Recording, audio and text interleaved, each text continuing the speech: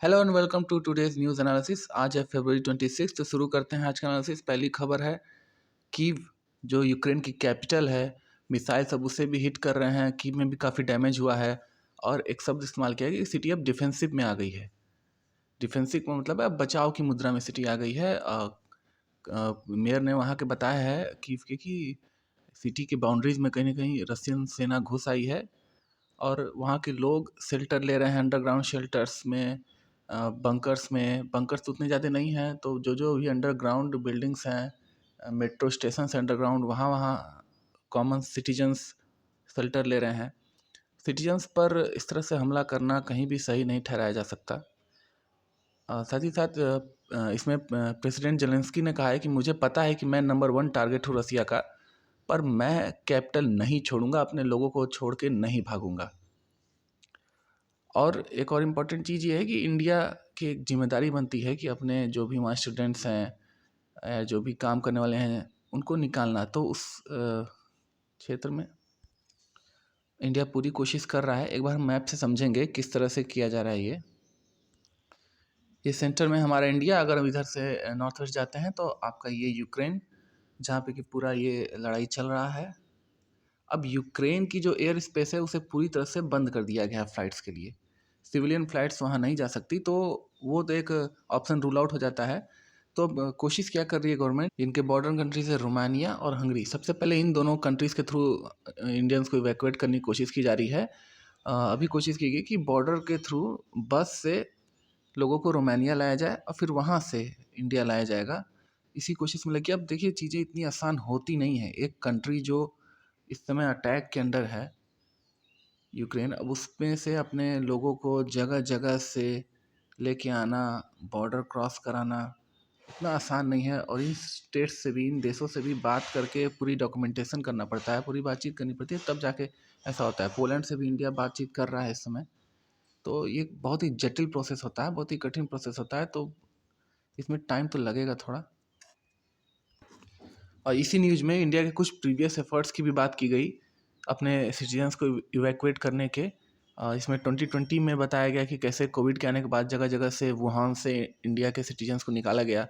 फिर लीबिया में 2014 में, इजिप्ट में 2011 में, और जो अभी तक का वर्ल्ड का सबसे बड़ा इवैक्यूएशन माना जाता है, कुवैत से इंडिया ने 1990 में 1,70,000 लोगों को 2 महीने के अंदर इवैक्यूएट किया था, जब इराक ने कुवैत पर हमला किया था।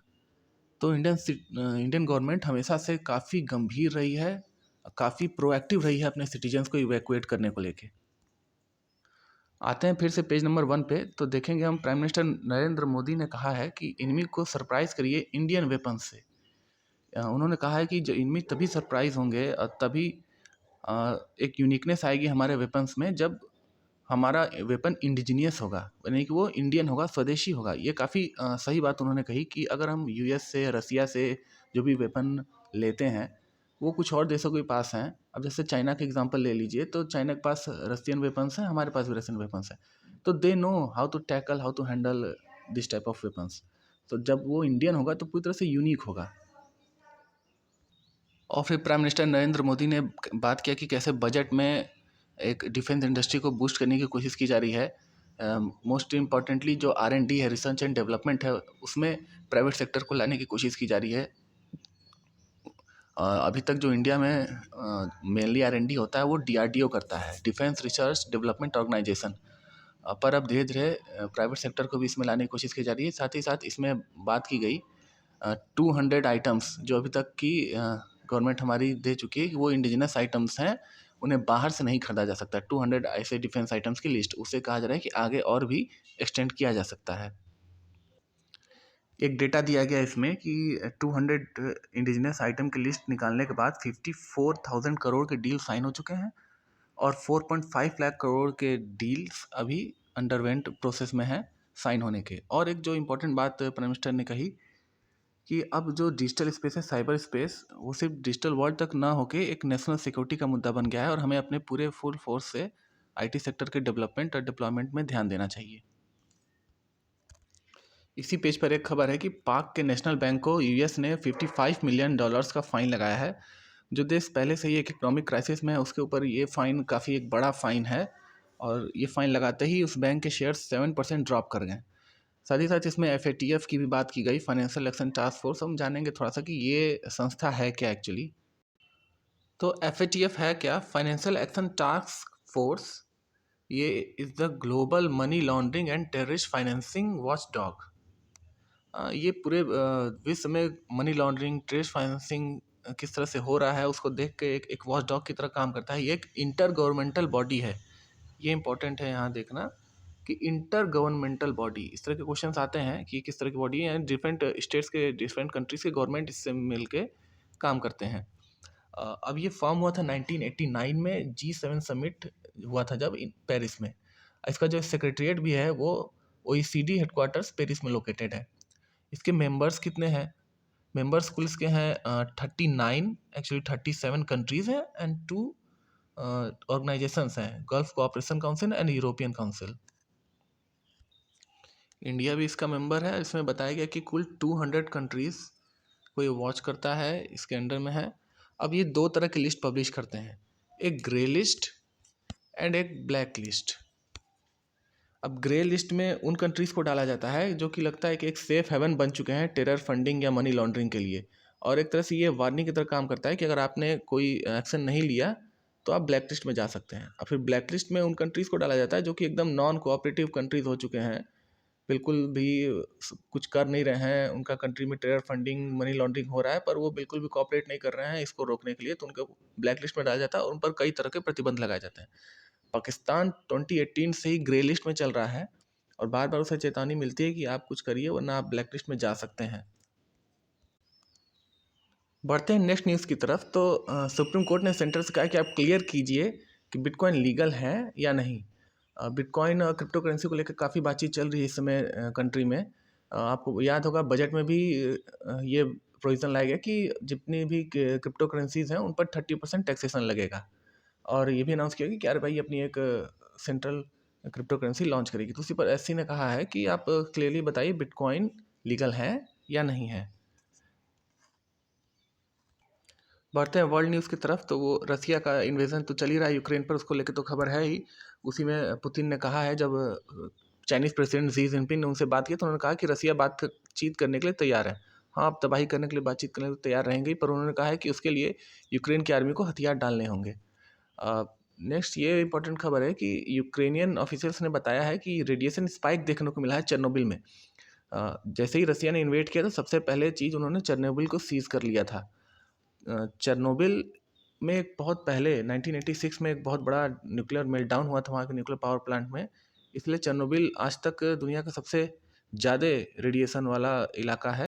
उसी को लेके यूक्रेनियन अथॉरिटीज़ ने कहा है कि वो अब हमारे कंट्रोल में नहीं है, और जब से रसिया का वहाँ कब्जा हुआ है वहाँ पे रेडिएशन स्पाइक देखने को मिला है। एक बहुत ही नाजुक जोन है जिसे कि सेफ रखा जाता है आज भी, वहाँ से रेडिएशंस निकलते हैं। और साथ ही इसमें बताया है कि वहाँ प्लूटोनियम 239 है जो कि गलत हाथों में एक बॉम्ब की तरह काम कर सकता है और पूरे इलाके को एक बंजर इलाका बना देगा। और ये सिर्फ ह्यूमैनिटेरियन क्राइसिस नहीं है, एनवायरमेंटल कॉन्सिक्वेंसेस भी इसके बहुत होते हैं। देखिए, न्यूक्लियर बम जब भी फटता है तो वो बाउंड्रीज देख के नहीं फटता है, ये आपको पता होना चाहिए।